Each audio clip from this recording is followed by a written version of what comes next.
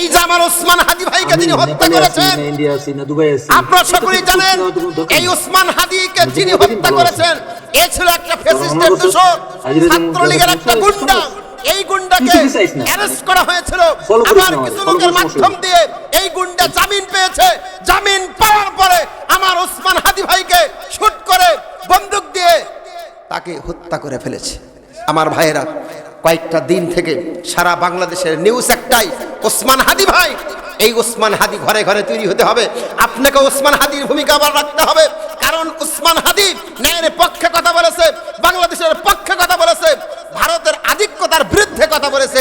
ওসমান হাদি বলেছে, আমার কোনো মানুষের প্রয়োজন নাই, আমি একমাত্র আল্লাহকে ভয় করি। আমার হায়াত যতদিন থাকবে, আমি মারা গেলে আমার পথে আমার সন্তান থাকবে, আমার সন্তান মারা গেলে এই বাংলাদেশের আপামর জনতা, তৌহিদি জনগণ ইসলামের পক্ষে কাজ করবে, কোনো বাতিল নাস্তিকদের কাছে ভয় করবে না। ওসমান হাদি বলেছিল, আমি কেন যেন স্বপ্নের ভিতরে দেখি, আমার মনের মধ্যে এই কল্পনা হয় আমি রাজপথে আসি ইসলামের পক্ষে, ন্যায়ের পক্ষে, কে যেন আমাকে গুলি করছে, আমি গুলি খেয়ে ঝাঁঝরা হয়ে আল্লাহর দ্বীনের পথে শহীদ হয়ে যাচ্ছি। আমার ভাইয়েরা, সেই ওসমান হাদি আমাদেরকে ছেলে গতকাল চলে গেছে। সম্মানিত ভাইয়েরা, কি দিয়ে বুঝাবো? আমার রাসূল বলেছেন, বুখারীর হাদিস 3483 নম্বর হাদিস, আল্লাহ রাসূল বলেছেন, অন্যায়ভাবে যদি কাউকে নিহত করা হয়, অন্যায়ভাবে যদি কাউকে মারা হয়, হত্যা করা হয়, ওই ব্যক্তিকে আল্লাহ পাক শহীদ হিসাবে কবুল করবে। সুবহানাল্লাহ বলেন। আমাদের ওসমান হাদি ভাইকে ন্যায়ভাবে মারছে না অন্যায়ভাবে মারছে? অন্যায়ভাবে মেরেছে, আমার হাদি ভাইকে প্রাণ নাশ করেছে। সুতরাং আজকের এই মাহফিল থেকে উদাত্ত কণ্ঠে জানিয়ে দিতে চাই, আর একটি লাশ যদি এভাবে পড়ে আবার বাংলার জমিনে দামামা বেজে উঠবে, বাংলার জমিনে আবার তৌহিদি জনতা, যুবক ভাইরা গর্জন দিয়ে উঠবে। এই গর্জন থেকে রক্ষা কেউ পাবে? কথা বলেন ঠিক না বেঠিক? সম্মানিত ভাইরা আমার, আমি আপনাদেরকে বলতে চাই, আপনাদের গত্য কণ্ঠে জানতে চাই, আমার সোনার দেশ, আমার বাংলাদেশ, এই বাংলাদেশ সব সময় ন্যায়ের পক্ষে থাকবেন ইনশাআল্লাহ।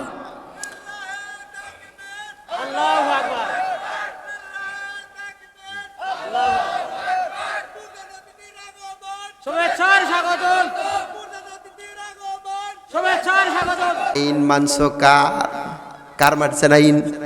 কথা কন, কার মানছে না আইন? দুনিয়ায় মানছেন দুনিয়ার আইন।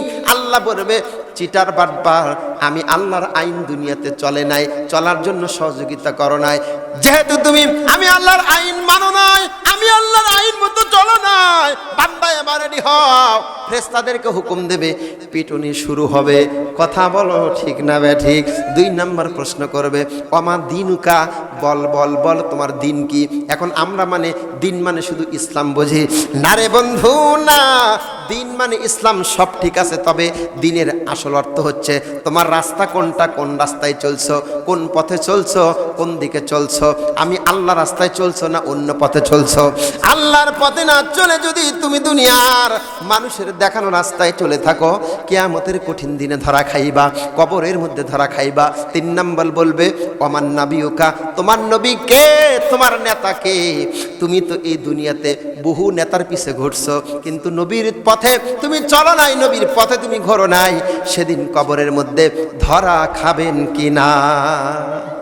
আমাদের নেতাকে, আমাদের নেতা বিশ্ব নবী নবী মুহাম্মদ রাসূলুল্লাহ সাল্লাল্লাহু আলাইহি সাল্লাম, আল্লাহ রাসূলের আদর্শকে যদি মানতে না পারেন, কবরের মধ্যে 100% ধরা খাবেন, এতে সন্দেহ আছে নাকি? রাগ করতেছেন? 17টি বছর আমাদেরকে হক কথা বলতে দেয় নাই, এরকম ওয়াজ মাহফিল হয়ে পারমিশনের প্রয়োজন হয়েছে। কথা বলো ঠিক কিনা? আমার ভাইরা, আমার বাসা বগুড়া, বগুড়া থেকে এসে এই গোয়ালপাড়ায় আমার কোনো মাস্তানি চলবে না। আপনি এই গোয়ালপাড়া থেকে আমার বগুড়ায় গিয়ে আপনার কোনো মাস্তানি খাটবে না। যার মাস্তানি সেখানে, আমার আল্লাহর আসমান, আল্লাহর জমিন, সেই আল্লাহর আসমান, সেই আল্লাহর জমিনে একমাত্র কর্তৃত্ব হুকুম চলবে কার?